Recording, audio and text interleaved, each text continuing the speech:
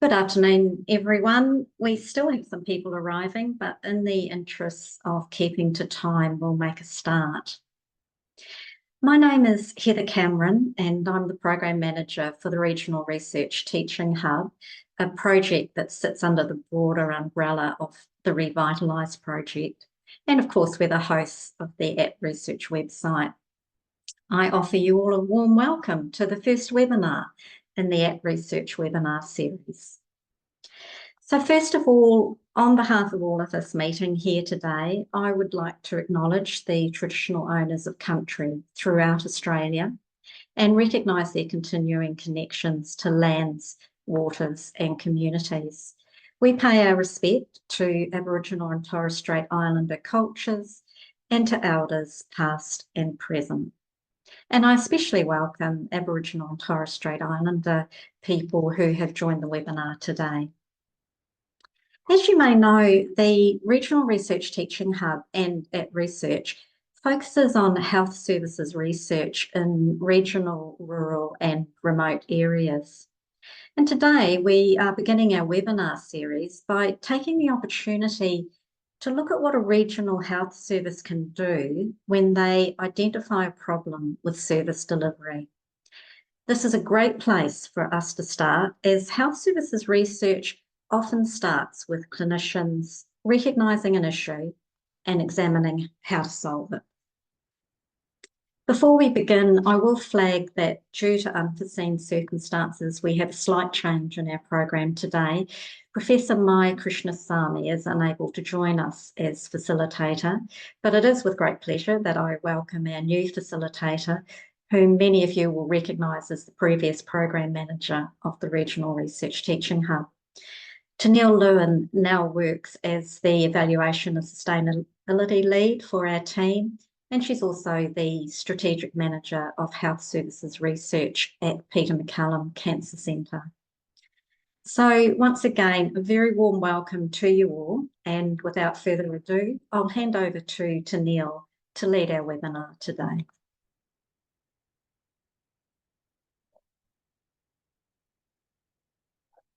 Thanks, Heather. And apologies to everyone online that I am not Mai, but I promise that I will do my best, knowing that I can never fill her shoes. But I am really thrilled to be here today as the facilitator of the first ever App Research webinar and to introduce our speakers on behalf of the Regional Research Teaching Hub team. So today we have Dr. Rob Bloom and Melissa Loram, both from Bendigo Health, to present on their Redesign project for patients newly diagnosed with cancer in the Loddon Mallee region. As most presenters will tell you, they don't like having their bios read out, but I want to give both Rob and Melissa the introduction that they so deserve. So Dr. Rob Bloom is the Director of Cancer Services at Bendigo Health. And Rob helped to develop the current cancer services in Bendigo, taking it from having a single oncologist with a handful of oncology nurses and a pharmacist to a comprehensive cancer service that now includes 6.4 EFT oncologists, 1.2 EFT haematologists, 2 nurse practitioners, dedicated oncology inpatient beds, a 26-chair chemotherapy day centre, and a hospital in the home service.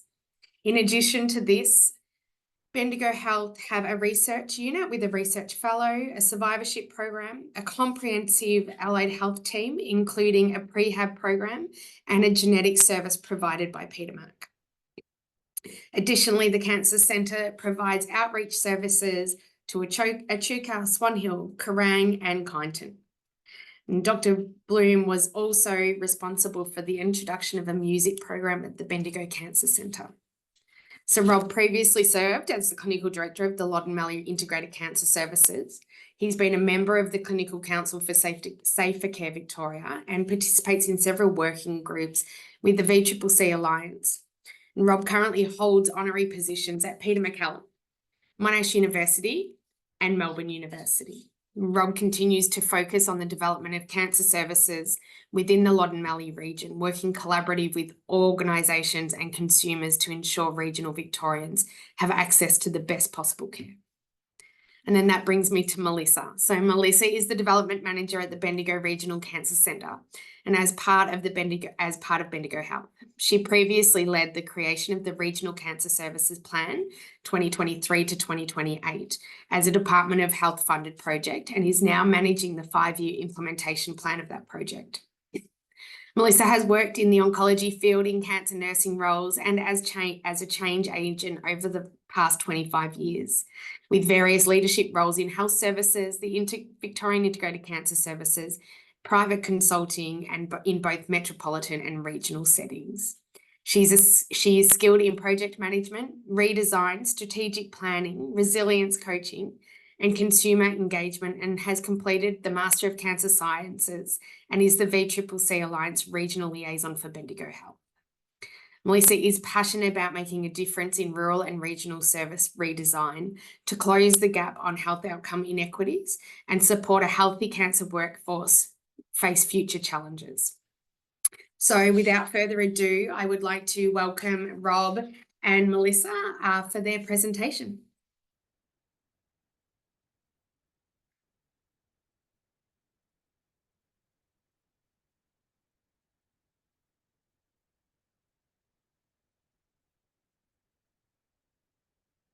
I'm hoping they will be joining me any moment.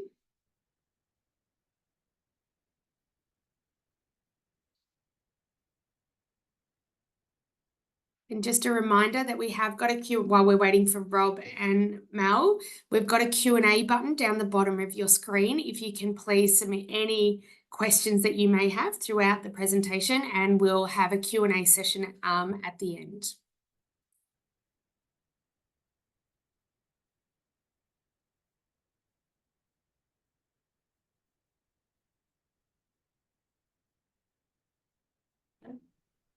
Oh, here they are. Right. Okay. Yep. So Welcome. can you see the slides there? Can I get confirmation you can see the slides and you can hear me?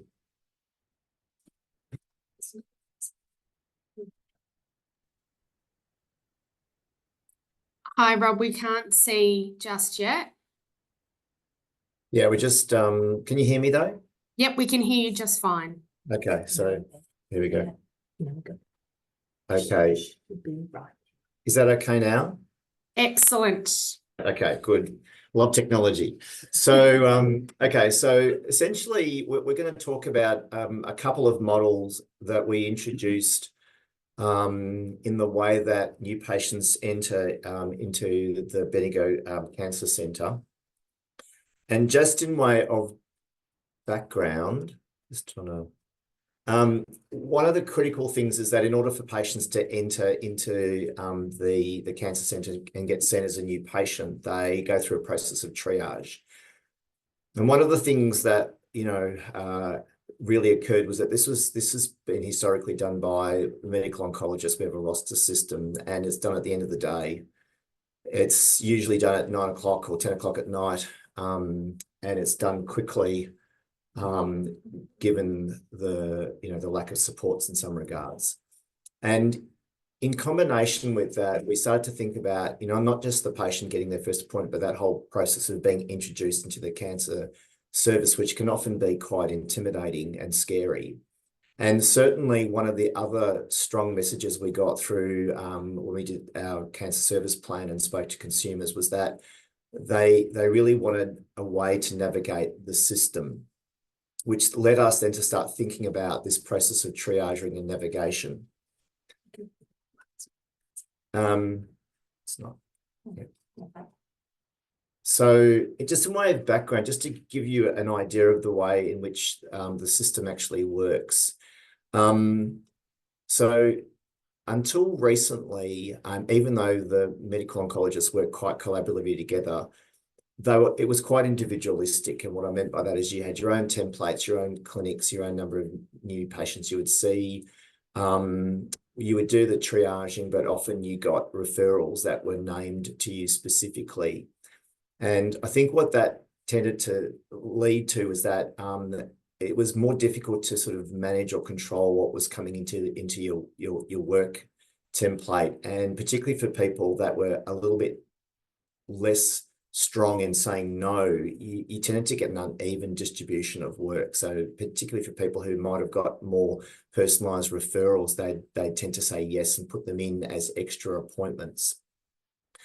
But the way that the system works is that consultants are on the wards for 2 weeks, looking after the inpatients, and then the following week following 2 weeks they'd be triaging. So every day looking at all the new referrals, and in addition to that, they would man a GP hotline that we have, and that's essentially it's a phone that you carry where GPs who have either undifferentiated patients, so they're not quite sure what to do, will call you directly for advice or let you know that they need to be seen, that a referral's coming.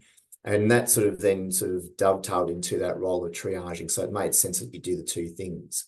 But there was no real time to do this. It was often rushed. And to be honest with you, from personal experience, it was a pretty cursory review. You just try to find a spot and you'd lock them in.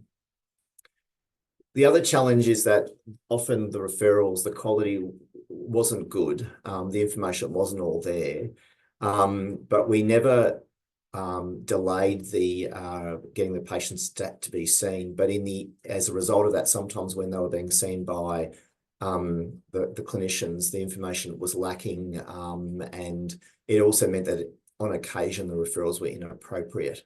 It made it more frustrating for the clinician doing the referring process, and also it made it very frustrating for the individual that had to see the person in question. But we didn't want to add to the delay in the patients being seen. And as I said, one of the other critical aspects, because this was a very individualistic model, if the individual wasn't good at establishing barriers, sometimes they could get overwhelmed with work. What is also relevant to any introduction of new modelling is that there's trial and error involved. And what I can say honestly, and I'm very proud of this, that the medical oncology team are very collaborative, and they really do look after each other, which I think is extremely important. I think as they say, culture eats strategy for breakfast, and I think that's very true. There's good psychological safety. And that's also important because you have to be vulnerable. You have to, just consider all possibilities. We do have dedicated space to look at these sorts of things. So in addition to the multiple meetings that we have every week reviewing patients together, we have a dedicated 3 hours every 3 months to talk about processes and things that we might improve. And so during one of these brainstorming, there was this concept of creating a new patient clinic where all the clinicians would sit together, or some of them at least, reviewing new patients. And so this was proposed, giving people protected time in order to do this. So the benefits of the shared model, there are a number of things. One of the biggest aspects of it was that if people, for example, were unwell or had other responsibilities or couldn't attend the clinic, it wasn't person dependent. You already had a cohort of people there, so it already sort of shared the responsibility and the loads, and it meant that it would continue regardless of whether everyone was present. So it was flexible in some respects. It also meant that if, for example, a patient didn't turn up, that unlike the old model where if it was booked into your clinic, you had the responsibility of finding another spot, it would just go to the next clinic. We thought it was important that we engaged someone from the quality team who is experienced in the science of change. So we actually reached out specifically to one of our colleagues at work, Shona Crichton. And so the purpose of that was to make sure that we evaluated it formally. In addition to that, given that there was issues of coordination that need to be addressed, we felt that we also need to look at the possibility of looking at some sort of coordinator. So thinking about the model of the new clinic and having an associated nurse coordinator involved in the process, what we aimed to essentially establish is a new way for patients to access new positions or new spots within the cancer centre. And that we wanted to do was improve the coordination, ensure that they're seen efficiently, and also that they are appropriately navigated to make the experience as limitless as possible. Seamless, so not limitless. So in essence, what we decided that we wanted to do is, with this new model, we knew that we didn't want to do all the patients in this clinic because it was a new idea, but essentially that what we would do is we would aim for 80% of patients to be seen in this clinic, that we would implement a new cancer nurse coordinator model. And the purpose of that was to be involved in the triaging process, to connect with the patient very early on, to navigate, help them navigate the process, introduce them, do some screening, and also ensure that all the information that was required for an effective first consultation was there. And it also meant that the patient, the individual, had someone that they could liaise with prior to that, to make sure that they also, if they had questions or queries, that they could actually have someone that they could actually connect with directly. So all new patients received, aiming for an appropriate and timely introduction to the clinic, and make sure that they were appropriately supported. So in terms of the new clinic model itself, we obviously did attempt to implement scientific methods of improvement to evaluate the process. We had very clear goals of evaluation. And in terms of assessing the nurse coordinator and the model, we obviously looked at the implementation science framework and using PDSA modeling. And the idea was to evaluate the impact of both the actual clinic itself, and also the nurse coordinator, looking specifically at how the patient had the experience of introduction to the clinic, looking at how well the patient was processed, and also looking at their personal experience. And in addition to that, we were also interested to know what sort of impact that had on the medical staff and the team in general. I think one of the things that was well supported by the executive, and also obviously by the team, which is most important, there was the requirement to mentor the cancer nurse coordinators with regards to the actual triaging process, and that continues to be part of the process. We had regular meetings with the clinicians, with consumers, and also the quality team. And we obviously also ensured that the redesign work was done by the central team, and that we were consistent in our process. So in terms of the structure of the new clinics, essentially what we were wanting to do is to ensure that the majority of the patients were seen in these clinics. There were 2 per week, and occasionally there was a third one. That in terms of the number of patients that were seen, it was basically between 4 and 8 patients, and would flex up or down depending on who was available. Each patient was seen for an hour by the consultant, or it might be the registrar or fellow, and they were seeing no more than 2 patients in their clinic. And at the end of the clinic, we had essentially a meeting which was attended by all the specialty nurses, clinical trials nurses, allied health, the day-onc nursing staff, and the doctors, where the cases were presented, and there was real-time referrals, so that by the end of that consultation, all the patients' assessments and needs were met.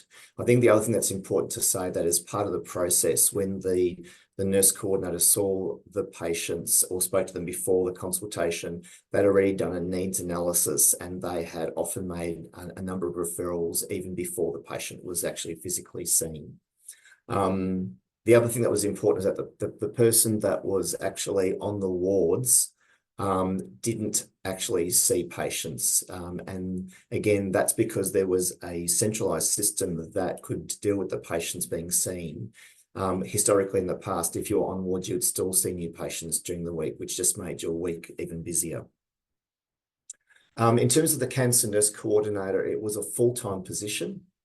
And essentially they were there from the get-go. They started off, with the actual process of referring. And they would essentially do the workup. They would go see all the new referrals, or they would process them, and then they would spend about 30 minutes every day, which they still do, once they've done that, to discuss with the consultant about the timeliness of the first consultation. It also gives the nurses an opportunity to ensure that there isn't some missing information that's required before the first consultation, whether that be chasing up results, ordering extra tests, potentially even organising biopsies. But they're also a key contact for the patient. And often I was witness to the fact that the nursing staff would spend quite a lot of time talking with the patient individually, allaying some of their fears. So the first point of contact was through, with the nurse coordinator, was through a telephone call. They answered any questions or concerns. They provide them with information. They did an assessment needs analysis, and then did appropriate referrals. They then also ensured that all the information was present for the first consultation. And they also, if the patients were coming from the sub-regions, that they would also link them into appropriate services through places like Kyneton, Kerang, Swan Hill, or Echuca. And sometimes they would also, liaise with the associated nursing staff within those regions. So I'll now hand over to Mel, who will actually go through what the findings were with regards to the new models. Okay. Well, thanks, Rob, and hello all. So Rob's really well set the scene today in terms of our new model. And so what I'm going to do for the next sort of 10 minutes or so is really just share some of the progress we've made across these models to address some of the barriers to access, intake, and timeliness for these new patients. So really what I'd like to step through on this is what is our new current state of service delivery. Sorry. Look at some of the impacts. So I'll be looking at what the service utilisation is, where the reach is. We will look at where some trends on service efficiencies have been created, and some of the elements around experience of feedback of our clinicians and patients, and where it's brought relief in the system. So the first, here we go, let's begin. So the first place I'd like to begin really is with the new patient clinics. So the objective we set out here was really to establish that new patient clinic model. And ideally we were looking within this new model, this team approach to new patient care was around achieving 80% of those new patients to be booked into a new patient clinic appointment within the appropriate triage clinical urgency time frame. So looking at this table here with the numbers and the stats, what it tells you that is across this 8-month period, on average, we're able to see about 83% of those new patients that came in via referral allocated into our new patient clinics. So that's been a great outcome. But beyond the numbers that you see in front of you, I think the bigger picture is really the systemic changes that have resulted as part of this around medical oncology clinics and how it's managed. So we see there's much more structure around the clinics, elements about being centralised with a really strong shared team approach to new patients. It's multidisciplinary with a huddle approach at the end of it. And this has all translated in reducing some of the burden and dependence on the individual clinicians, ensuring they're protected in that sort of workspace.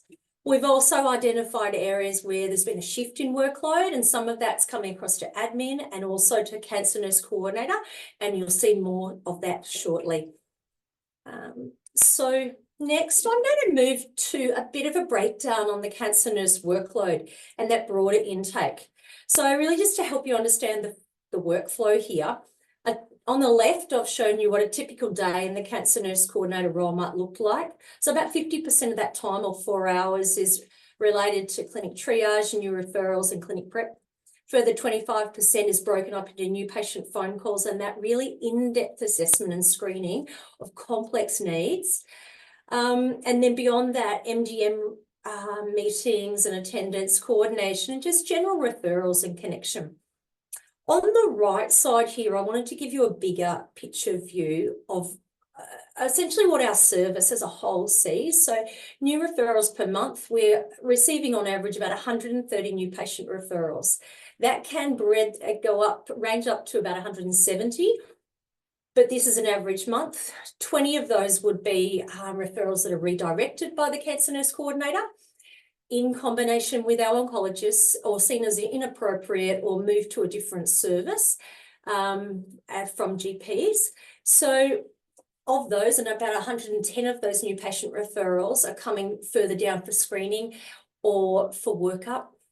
25 to 30 of those are moving out to a lung and gynae clinic or breast if we know we've got additional tumour support around those patients. We would send assessments to those staff. And beyond that, so the true workload of what we're seeing in our new patient clinic model is about 60 to 75 on average per month. And these patients receive the full service of the cancer nurse coordinator for assessment, referral, and screening. So next, I'd like to move more into service utilisation. So what does it actually account to? So I guess if we looked across that 8-month period, about 523 new patients were seen in new clinic structure. So significant numbers. Of that, all of those patients would have received would have been contacted. Not all of them may have been at the other end of the line pre-clinic, but essentially about 446 new patients received early navigation support from our CNC. That translates to 85% of those patients. So based on our previous model where none of those patients received a first contact from an experienced cancer nurse, we've already made a big change in the space here. So essentially, from that workload, 79% of those patients went on to be fully assessed, screened for their needs. And if they weren't appropriate to come to new patient clinic, we even created another pathway where they might have come straight in as an inpatient if they were too unwell. So new things came from the way of redesign here. I think beyond that, we saw about 177 early referrals being made in this early upfront stage where needs could be identified really easily. I think what we saw, so if we identify that those early referrals are necessary, we take them to referral. 35% of those patients did receive referrals. So when I touch on what that looks like, I've just given you a breakdown here of the top 5 referrals. Essentially, we can see dietitian was the main point of referral due to weight loss or other signs of malnutrition risks up front, followed by social work, physio, cancer counsel, and occupational therapy. But when we did a breakdown and evaluation here, these cancer nurse coordinators were identifying areas of referral across 25 different services, many of which were in the community. If they found the patient was from Kerrang, they would be referring the patient back to the community physiotherapist in Kerrang or via the cancer nurse coordinators in those sites. Other service impacts we found here was that patient workup had improved. It had become more comprehensive. So the patient was arriving with readiness and potentially to have a better conversation with the oncologist around treatment. We obviously identified early risks in a better way. And a further and probably incidental finding was that the cancer nurse coordinators had already made moves to formalise some of those metro regional pathways where previously we didn't have strong connections, particularly around sarcoma, head and neck, and gynae. So moving in now, we're looking at where did we create service efficiencies? So I think, just take a pause. So I feel like I've missed something here. Whoops, that's not right.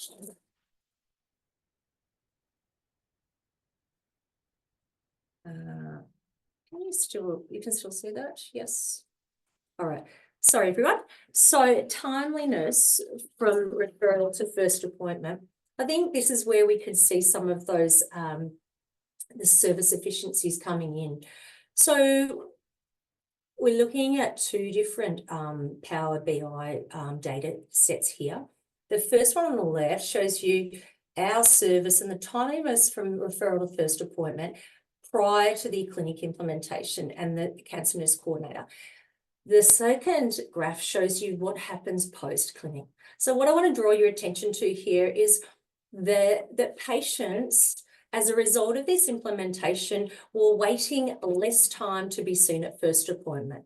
So really what we could see is that the orange and red denotes that patients are waiting anywhere up to 22 to 30 days. In the graph on the right, we're seeing much less of the orange and red. We're seeing a lot more volume of green, which tells us that many of those patients in the green area were being seen in up to 7 days. So we were providing a more responsive service and patients were waiting less time to be able to be seen. Another finding was that rates of attendance at first appointment had improved significantly. So this was not something we'd set out to find initially, but it's a welcomed incidental outcome in that non-attendance rates had declined. So our no-shows at that first appointment had dropped from 4% to 1%. We can see a strong correlation here to cancer nurse coordinator involvement from the start and an earlier point with early navigation, building a sense of rapport and preparing that patient for first appointment. Moving now into some of the feedback or experience that we saw from both clinician and patient around the new patient models. So we set out in our evaluation to better understand the clinician's feedback. So we looked at particularly the oncologists in this area. So 6 oncologists responded to SurveyMonkey. On the whole, it was really positive feedback, both around the cancer nurse coordinator implementation, but more broadly around what new patient clinics had done to bring relief to their workforce. So we could see that 100% of those clinicians that responded said that the new nursing role for intake had saved them time, anywhere up to 1 to 3 hours per week. And as a result, streamlined that clinic workup process. Also, clinicians indicated that they had strong confidence in an 89% here in the cancer nurse coordinator to perform those functions, acknowledging that vital link that they held between patient, clinician, and system. And where does this all translate? Well, basically, it just shows us that for oncologists, and I've picked out 3 key themes here, they were making less calls to the GP about further workup requirements or rejected referrals because the cancer nurse coordinator was doing a lot of that interface work, understanding, supporting and educating GPs to do better referrals, and also responding with a formalised letter for rejecting the referrals on the basis of a well thought out and constructed story with the oncologist. So we can see that also more patients were arriving with better onboarding and better understanding of their complex needs. And for this, oncologists felt that their time was protected in that new patient clinic team approach, where they could share the load amongst each other, and an individual sort of burden was not held with them each week for triaging or for ensuring each referral was seen in their own time. So let's move on to patient experience now. So while I will acknowledge up front, we have limitations in the current patient experience, but we are seeking to capture more patient experience and acceptability and measures here with further evaluation. But what we do know already from the 4 patients and carers that participated in phone interviews is that on the whole, this is very positive. They indicated there was really good satisfaction around early navigation support. They indicated that the cancer nurse coordinator could answer effectively their questions up front, could talk about clinical aspects, could explain things like expectations around the role. they were surprised to know that they could get all this service close to home and locally.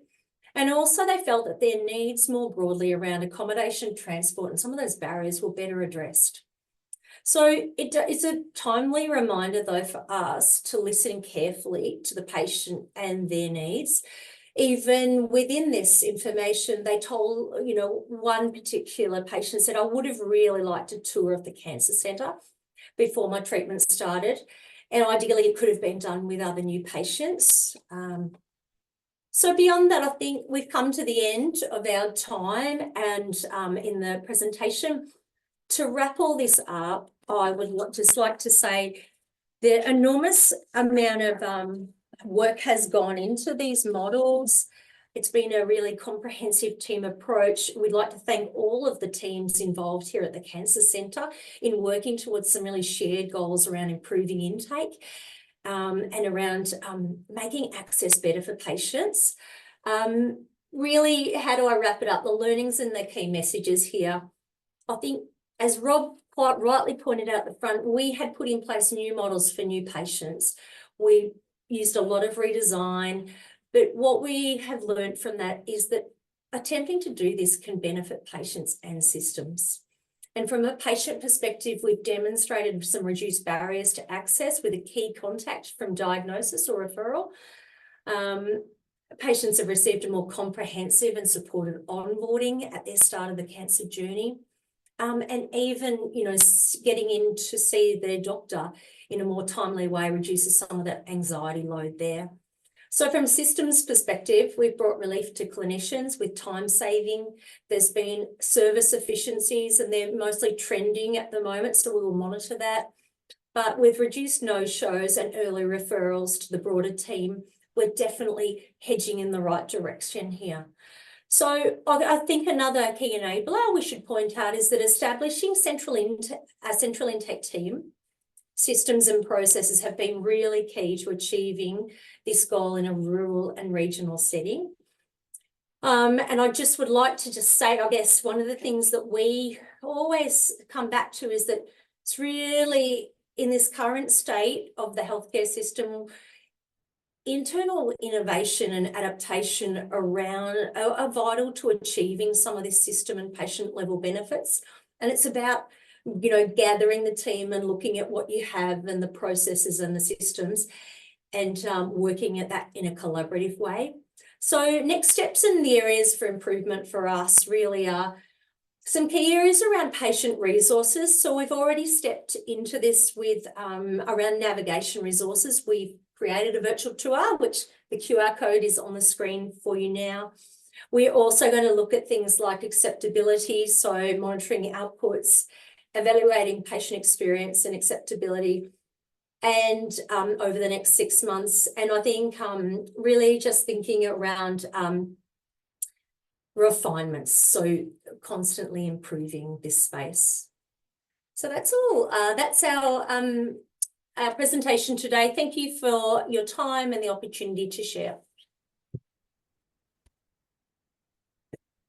Thank you so much, Rob and Melissa. Those presentations were absolutely fantastic. I just want to say to everyone who is online, thank you for our teething issues with our presentation mode. We will certainly work on that for the future. We couldn't see Rob while he was presenting, so our apologies. We could certainly hear him though. And we've got, we're going to go to Q&A now. If anyone has got a question, there is a little question mark box down the bottom of your screen that says Q&A. You can type it in there and I will read it out and Rob and Melissa will answer. But just to get kickstarters, I might ask each of you a question. Melissa, can you tell us a little more? You've spoken a great deal about the data you've already been able to collect from the program. What is your ongoing evaluation plan? Yep. Okay. Thank you. Thanks, Chanel. That's a really good question. So At the moment, we're understanding what we're collecting data on a regular basis. We have working group meetings, so with the teams around this process to monitor and just to see what our data looks like and where the trends are going. But we realise our limitations in understanding that patient satisfaction and acceptability. So we've developed things like a survey for patients. We're potentially looking at some focus groups as well. That's a separate piece which we will probably need to go through a low to negligible risk research, but we see the benefits in that and really the importance of capturing that information so we can continue to refine and to bring in that perspective into the work we're doing. Additionally, we are monitoring workload carefully around this. When you bring in a new process, that's really important in an ongoing way, particularly around the cancer nurse coordinator workload, and that shift in workloads. So I think that's fabulous. Answered that one. Thanks, Janelle. Yeah, no, I'm going to just ask another one to Melissa, Rob, before I go to you, just on the data that you have been able to successfully collect from Power BI and Epic. And I know from my own experience, sometimes the data that we request out of Power BI and from the Health Service Administration data sets, they're not always exactly giving us what we think we need, or the data isn't of a quality that we can utilize. How did you manage that? How did you get around that? Because it seems like the data you're pulling out and you're presenting is really cohesive and quite strong. Again, thanks, Tanila. I think this is where the big team approach comes in, and also from a perspective, it's a shared thinking around. We all need to deep dive the data and understand it in a better way. So we have a great clinic manager here who's been a really key enabler for us in the background. So myself and Rob have worked and others have worked really collaboratively around achieving what that data looks like, but more so interrogating the data at a clinical level, looking at elements around the appropriateness for first appointment, looking at that group, and then better sort of working through what we're looking at in outcomes, because obviously the outcome measures, are still yet to be really understood in a better way, but it's making best use of the available data, and that's what we're trying to do. I think that's a big challenge for many of us, is utilization of the data we already have. But that's brilliant. With that Power BI though as well, I know that when that was being created by, when we were looking at what information we had access to, we worked with the team within the hospital to create that Power BI specifically for those endpoints, and then just made sure that, they were based on obviously the information that we were putting in terms of when the information was coming in. So we were putting in that information ourselves, and then we would back check just to make sure that it was actually accurate. Yeah. But there was quite a lot of time spent over months trying to get that created. Yeah. Great. Thanks, Rob. Rob, before I give my question to you, I'm going to go to the floor because we've had a question from Donna. She said, wonderful program, Rob and Melissa. Did you look at the cost of implementation? I suppose the reality was that, the cost of implementing the new sort of model was predominantly relating to the actual nurse coordinating position. But, from my perspective, as I said, if we look at the original model, there were so many aspects of that patient care that wasn't formally and systematically done. And, I think the other thing is that in terms of the actual restructuring of the once the template was set up in terms of how the clinics were run, I don't think that was significantly different in terms of costing. It was mainly the new position. But I think what it's done in terms of efficiencies is that, the patient gets a much greater experience. They get much higher and comprehensive referrals from the get-go. And in addition to that, we had less, no shows. and what Melissa sort of touched on, but like the nurse coordinators would often negotiate with the patient, because sometimes they'd say, I can't make an appointment. And then they would say, oh, why is that? Why, you know, and it might be because they didn't understand why they were needing to be seen, or there might have been something very technical. And so they'd look at solutions. So I think the cost essentially comes down to the nurse coordinator, but I think that in terms of value for money, I think it's definitely worthwhile. And certainly the other things that are hard to sort of monetize are the impacts on the individual. One of the things that's really is a very strong passion of mine is well-being of our staff. And when we look at new implementations, new ideas, the focus is often about money. It's about resourcing. It's about the patient experience. I very rarely hear discussion about what does it mean for the staff? How does it make their life better? And I think that as a clinician, you often have a real, desire to help patients, but in the interim, we know of many people that have actually consumed themselves in the process. And so I feel like one of the strengths of this model is that it actually, as it's a system, it's a team approach, there's less onus on the individual, at least in the first instance, to take all the responsibility if something doesn't go right. Yeah, I think that importance of the whole system approach, right? It's not just one component, but it's the entire spectrum and all of the stakeholder groups that are in that have been impacted by this project. Yeah. Rob, I'm really interested. You've taken the model that you've delivered from the first part of the meeting the requirements of the OCPs. Do you think there's an opportunity for a similar redesign project at another point along the OCP pathway? We've played with the idea. We're thinking about it, but one of the obvious things that has been flagged is the concept of follow-up in, like, once a person's finished their treatment. Because there's still a lot of duplicity, there's a lot of waste of resources. People are often, and I'm guilty of this, kept a bit longer than they need to be because of relationships, all that sort of stuff. And so we are thinking about possibly modeling like a follow-up clinic, where again it's multiple people involved. The challenge with that, and again we haven't, it's just a point in discussion, is that one of the things that people get joy from is that they have a relationship with the patient. So that's their cohort of people that they see. And we have an unusual model compared to a lot of public organizations where in some places less metropolitan, you go to a clinic, you don't go to see a clinician. Whereas this is where this is the person that you start your journey with, and that's who you stay with unless something happens or they're on holidays or whatever else. And so the concept of having a more generic clinic where it's housed by a number of people might have efficiencies in that it's easy to discharge someone.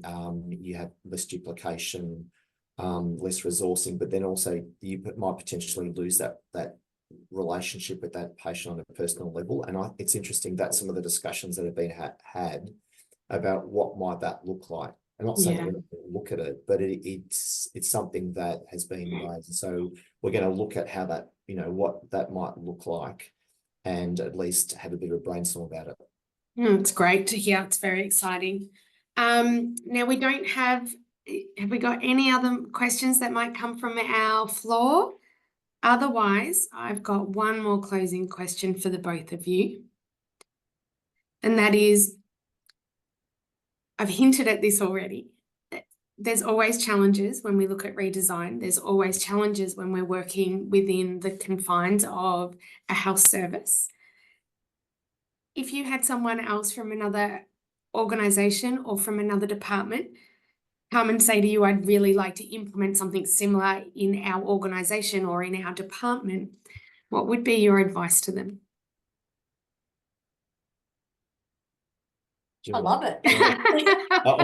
Do it. Yeah, I think we should both probably bring something to that one. So It's a really great question, and I think what it chiefly I think it's sort of understanding the current state in your own organisation, knowing, you know, bringing together key team members, mapping out what that current looks like, finding your gaps, finding the areas where the biggest barriers are around patients, the voices, all those sort of things. So it's gathering the intel around that.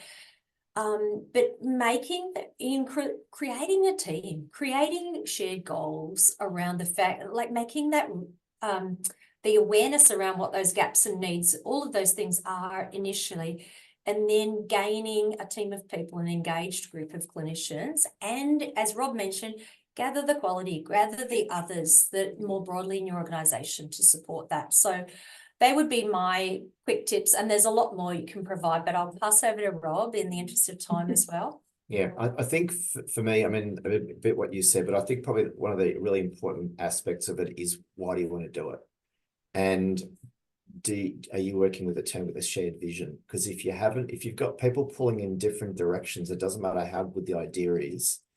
If you haven't got that initial basis of cohesiveness, it's going to be challenging, you know, because change can be, you know, can be challenging for lots of reasons. And I think probably the other thing too, and it's about that first discussion, is just giving people the opportunity to, if you're proposing something, air their potential fears or grievances, because if they're not addressed and they're not acknowledged, then they'll still be there, but they might undermine your capacity to actually make that change. And I think that's really important. And that's why I feel, as I've said in the past, that, you know, we're very fortunate that we've got a really good group of people who, you know, who are happy to look for improvements and to talk honestly about stuff. And that's why I think psychological safety is really important. We can talk about the obvious things, like you need a nurse practitioner and you need the money for that. But really, even before you get to that point, having a really shared vision of what you're actually trying to do, and give people that opportunity to talk about things that they're worried about.